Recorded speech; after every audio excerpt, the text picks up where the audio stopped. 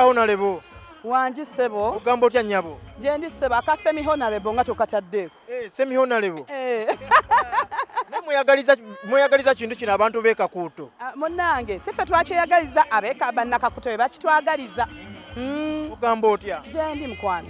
Yiddi weebale kuyimbira abantu. Bannange nabo beebale kunnyaniriza ate era mbaagaliza okutuuka ku Idi. Yeah. Amazina gakyalimu. Ke kalimu kange. Of course ngenda nenkola practice ngende eyo ewa director wange buli alaba nga omubiri gugize nagana nedda Irene kati olina okukola exercise olina okukola practice so kati nkola practice okuba nti gwe mulimu gwange ate nemba nga nsobola okuba nti abawagizi bange sibabowa mbakyamula. Mwami tabiriimu ebyokwagala okuyiga okuzina. Gamulema. Owaayi. Mwebale kulokola omukulu Mayinja. Omuziza kikiddemu? Mwabalokodde Mayinja. Ate ffe nga baani? Ffe tuli ba New Eagles. Mayinja wa New Eagles. Mayinja si wa New Eagles. Luyimbalwe yakubye ng'alaga agenze mu opposition. Owaayi, omutima gwe kye gwasazeewo. Ate engeri gye mwabeeranga mwena mbadde manyi mwamulokode engeri gye gweri mu opposition. Ffe twagenda ffe ebyaffe kati byawukana n'ebyo kuba kati ffe tuli ba New Eagles ate bali ba Golden. Akati kiringa bw'onombuuza ekifa mu Golden kuba mba sikimanyi. Nfa nnyo kubiri mu nkambi yange mu kampu yange. Engeri gyali muyimbi muno mbadde manyi oba yali yabagambako nti obaayi abaayi anytime nkola akayimba nga kasaidi eno. Teyatugambako. Naye wakawuliddeko?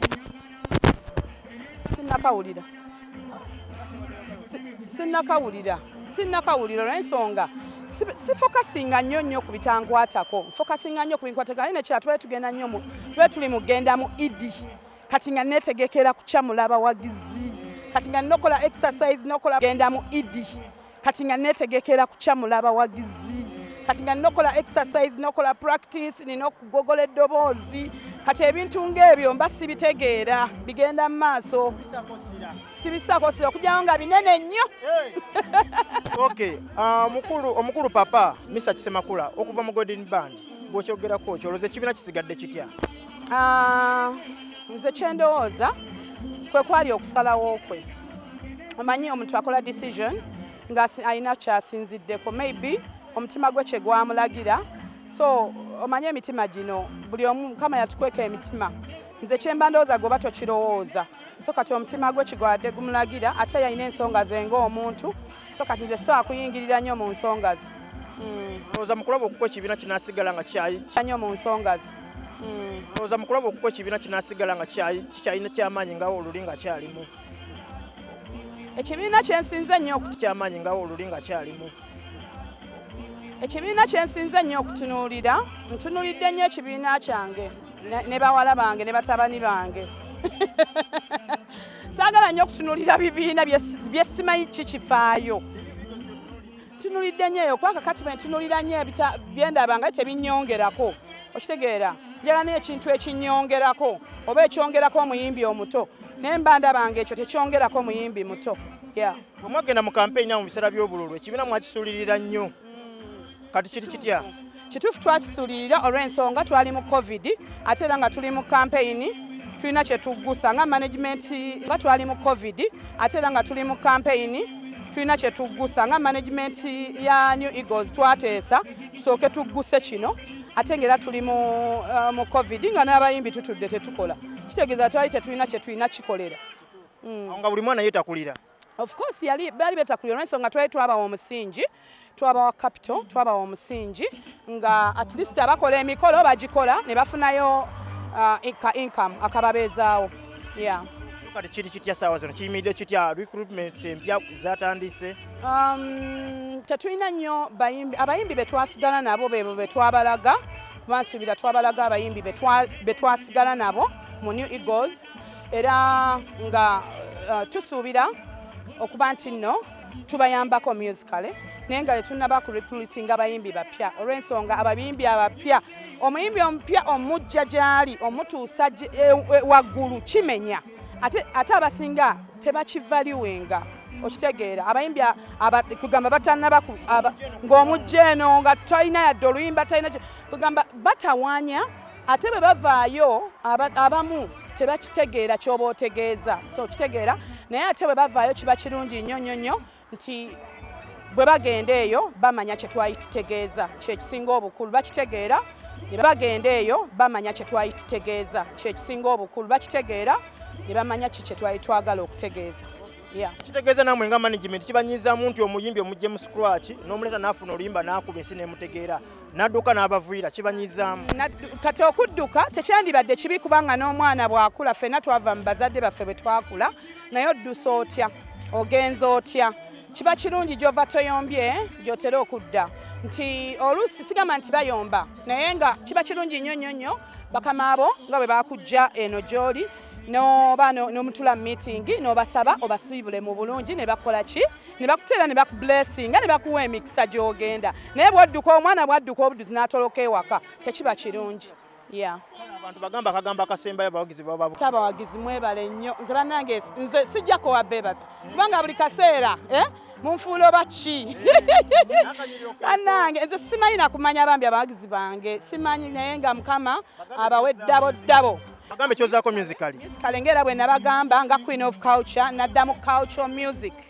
Yes, kale buli obulala bwe mwamanyiriramu olumu nga njagadde nja kubasuulirayo obwo obw'abakyala obwo obubassa mu mbeera obwo obw'abakyala obwo mubumanyi osoze obasuulirayo once in a while naye nga kyensinga okufokasingako this cultural music culture yaffe eno njagala ngitumbule engeri gye nagenda nenfunako ku za Afrima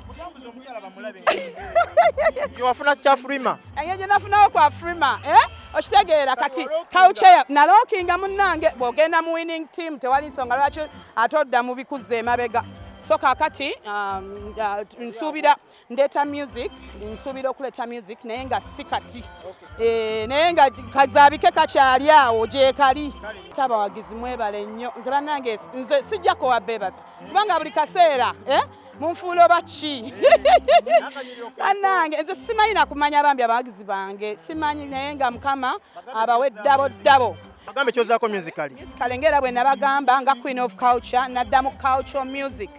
Yes, kale buli obulala bwe mwamanyiriramu olumu nga njagadde nja kubasuulirayo obwo obw'abakyala obwo obubassa mu mbeera obwo obw'abakyala obwo mubumanyi osoze obasuulirayo once in a while naye nga kyensinga okufokasingako this cultural music culture yaffe eno njagala ngitumbule engeri gye nagenda nenfunako ku za Afrima wafuna kya Afrima engeri gye nafunawo ku Afrima okitegeera kati culture nalookinga munnange bw'ogenda mu winning team tewali nsonga lwaki ate odda mu bikuza emabega so kaakati nsuubira ndeeta music nsuubira okuleeta music naye nga si kati naye nga kazaabike kakyali awo gyekali abawagizi mwebale nnyo nze bannange nze sijjako wabbeebaza kubanga buli kaseera munfuula oba ki bannange nze simanyi nakumanya bambi abawagizi bange simanyi naye nga mukama abawe ddabo bagambe kyozaako musically ng'era bwe nabagamba nga queen of culture naddamu cultural music. Yes, kale buli obulala bwe mwamanyiriramu olumu nga njagadde nja kubasuulirayo obwo obw'abakyala obwo obubassa mu mbeera obwo obw'abakyala obwo mubumanyi osoze obasuulirayo once in a while naye nga kyensinga okufokasingako this cultural music culture yaffe eno njagala ngitumbule engeri gye nagenda nenfunako ku za Afrima wafuna kya Afrima engeri gye nafunawo ku Afrima okitegeera kati culture nalookinga munnange bw'ogenda mu winning team tewali nsonga lwaki ate odda mu bikuza emabega so kaakati nsuubira ndeeta music nsuubira okuleeta music naye nga si kati naye nga kazaabike kakyali awo gyekali abawagizi mwebale nnyo nze bannange nze sijjako wabbeebaza kubanga buli kaseera munfuula oba ki bannange nze simanyi nakumanya bambi abawagizi bange simanyi naye nga mukama abawe ddabo bagambe kyozaako musically ng'era bwe nabagamba nga queen of culture naddamu cultural music. Yes, kale buli obulala bwe mwamanyiriramu olumu nga njagadde nja kubasuulirayo obwo obw'abakyala obwo obubassa mu mbeera obwo obw'abakyala obwo mubumanyi osoze obasunula